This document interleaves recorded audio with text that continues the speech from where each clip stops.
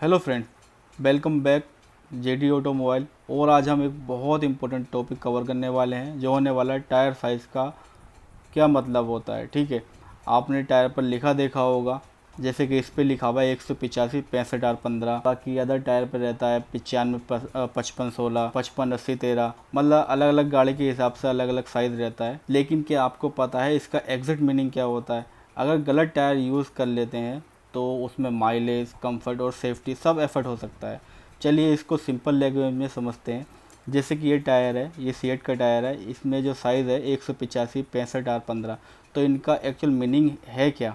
ठीक है, जो 185 65 R15 अदर साइज़ मतलब अदर टायर में अलग साइज़ हो सकता है, अलग अलग गाड़ी के हिसाब से रहता है। तो जिसको जैसे इसमें है 185 क्या है, 185 इसकी चौड़ाई रहती है जो आपका ज़मीन पे लग के चलती है। ठीक है, जो चौड़ा होता है 185 चौड़ा रहता है। ठीक है, दूसरा जो इसमें 65 है, 65 तो होता है ये चौड़ाई का परसेंटेज होता है जिसको हम बोलते हैं प्रोफाइल, मतलब हाइट।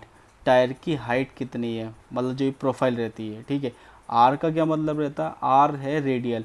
आजकल सभी रेडियल ही टायर आ रहे हैं। ठीक है, कार में। और जो इसमें 15 रहता है ये इनर डायामीटर रहता है, मतलब 15 इंच। ये खाली 15 इंच के ही एलॉय व्हील या रिम पे ही सेट होएगा। समझ रहे हैं आप?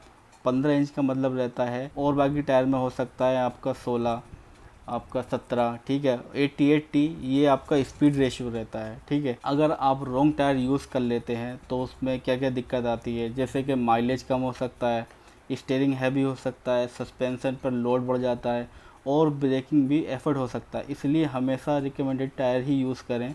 और फॉर एग्जांपल हमने ये टायर लिया है स्कूटी का, इसको भी हम सेम ही वे में रीड करेंगे। जैसे कि इसका साइज़ है 90 110, तो ये भी सेम वे में ही रीड होएगा। 90 इसकी चौड़ाई हो गई है और 100 इसकी हाइट हो गई है, मतलब प्रोफाइल हो गई है।